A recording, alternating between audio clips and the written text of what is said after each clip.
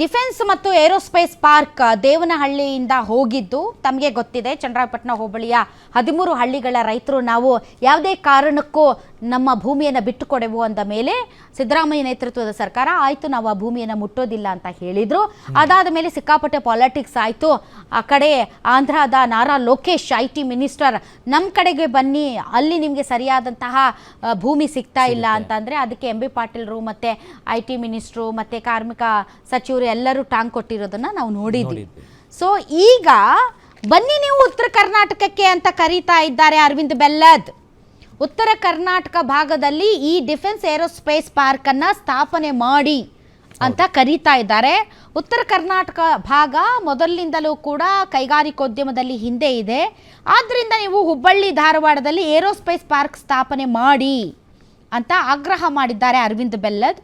ಜಾಗ ಇಲ್ಲ ಅಂತ ಬೇರೆ ಕಡೆ ಎಲ್ಲ ಹೋಗೋದು ಬೇಡ, ನಮ್ಮ ಕಡೆಗೆ ಬನ್ನಿ, ಸಾಕಷ್ಟು ಜಾಗ ಇದೆ. ಹುಬ್ಬಳ್ಳಿ ಧಾರವಾಡದಲ್ಲಿ ದೊಡ್ಡ ದೊಡ್ಡ ಭೂಮಿಗಳಿವೆ. ಹೀಗಾಗಿ ಉತ್ತರ ಕರ್ನಾಟಕಕ್ಕೆ ಏರೋಸ್ಪೇಸ್ ಕೊಡಿ ಅಂತ ಸರ್ಕಾರಕ್ಕೆ ವಿನಂತಿ ಮಾಡಿದ್ದಾರೆ ಅರವಿಂದ್ ಬೆಲ್ಲದ್ ಅವರು.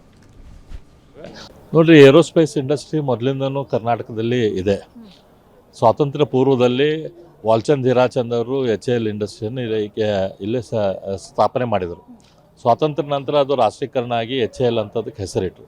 ಹಾಗಾಗಿ ಕರ್ನಾಟಕದಲ್ಲಿ ಮೊದಲಿಂದನೂ ಕೂಡ ದೇಶದ ಸುಮಾರು 65-70ರಷ್ಟು ಇಂಡಸ್ಟ್ರಿ ಕರ್ನಾಟಕದಲ್ಲಿನೇ ಇದೆ.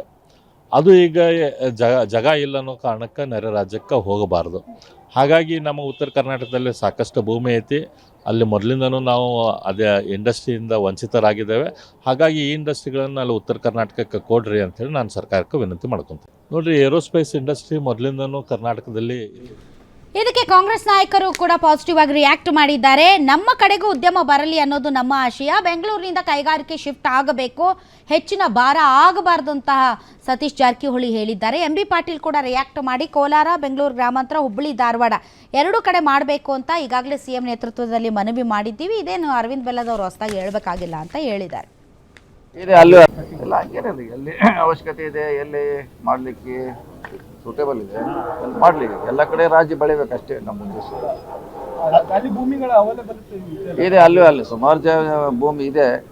ಬೆಂಗಳೂರಿಂದ ಎಲ್ಲ ಕೈಗಾರಿಕಾ ಶಿಫ್ಟ್ ಆಗಬೇಕು. ಯಾಕಂದ್ರೆ ಈಗಾಗಲೇ ಬಹಳಷ್ಟು ಭಾರ ಆಗಿದೆ ಬೆಂಗಳೂರಿನ ಮೇಲೆ, ಹೆಚ್ಚಿನ ಭಾರ ಆಗಬಾರ್ದು, ಶಿಫ್ಟ್ ಆಗಬೇಕು. ಪಕ್ಕದ ರಾಜ್ಯದವರು ನಮ್ಮ ಬನ್ನಿ ಅಂತ ಹೇಳ್ತಿದ್ದಾರೆ. ಇಲ್ಲಿ ನೀವು ಉತ್ತರ ಕರ್ನಾಟಕ ಕಡೆ ಅರವಿಂದ್ ಬೆಲ್ಲದ್ ಅವ್ರು ಹೇಳಿ ಮೊನ್ನೆ ಡಿಫೆನ್ಸ್ ಮಿನಿಸ್ಟ್ರಿಗೆ ಹೋಗಿ ನಾವು ಎರಡು ಕಡೆ, ಒಂದು ಬೆಂಗಳೂರು ರೂರಲ್ಲು, ಕೋಲಾರ, ಚಿಕ್ಕಬಳ್ಳಾಪುರ ನಿಮಗೂ ಕೂಡ ರಿಲೀಸ್ ಮಾಡಿದ್ದೀನಿ ಕಾಪಿಯನ್ನು.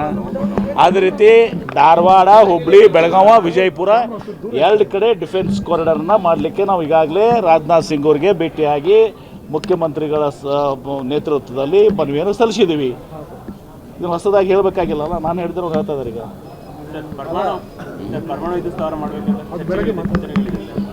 ಅದೇ ಆ ವಿಷಯ ಚರ್ಚೆ ಆಗಿದೆ. ಅದನ್ನು ಸಹ ಇಡೀ ಓಕೆ, ಉತ್ತರ ಕರ್ನಾಟಕ ಭಾಗದಲ್ಲಿ ಯಾಕೆ ಅಂತಂದರೆ ಹೆವಿ ಇಂಡಸ್ಟ್ರೀಸು ಮತ್ತು ಭಾಳಷ್ಟು ಹೊಸ ಕಾರ್ಖಾನೆಗಳು ಬೆಂಗಳೂರು ಸುತ್ತಮುತ್ತನೇ ಸ್ಥಾಪನೆ ಆಗುತ್ತೆ. ಉತ್ತರ ಕರ್ನಾಟಕ ಭಾಗದಲ್ಲಿ ಒಳ್ಳೆಯ ಮಾನವ ಸಂಪನ್ಮೂಲ ಇದೆ, ಭಾಳಷ್ಟು ಒಳ್ಳೊಳ್ಳೆ ಶಿಕ್ಷಣ ಸಂಸ್ಥೆಗಳಿದ್ದಾವೆ.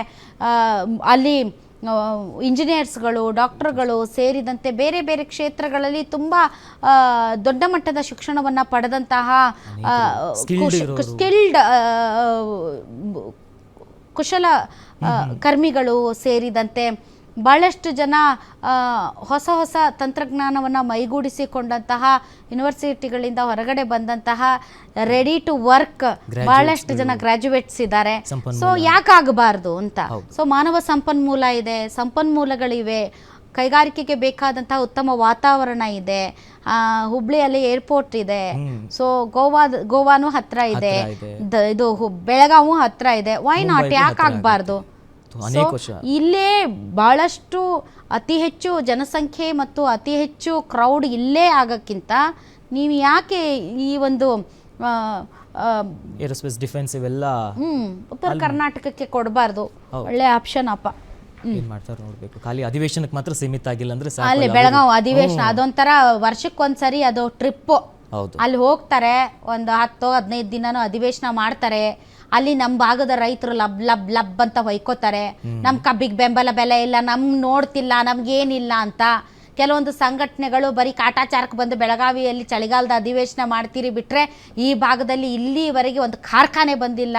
ಹೌದು, ನಮಗೆ ಯಾವುದೇ ರೀತಿಯಾದಂತಹ ವಿಶೇಷವಾದಂಥ ಸವಲತ್ತುಗಳಿಲ್ಲ ಮತ್ತು ಆರ್ಥಿಕವಾಗಿ ಪ್ರಗತಿಯನ್ನು ಕಾಣೋದಕ್ಕೆ ನಮಗೆ ಏನನ್ನೂ ನೀವು ಮಾಡ್ತಿಲ್ಲ ಅಂತ 1-2-3 ಸ್ಟ್ರೈಕ್ ಮಾಡ್ತಾರೆ, ಪೊಲೀಸರು ಬಂದು ಒಂದು ಲಾಠಿ ಚಾರ್ಜ್ ಮಾಡ್ತಾರೆ, ಆಮೇಲೆ ಇವ್ರು ಮಾತಾಡ್ತಾರೆ.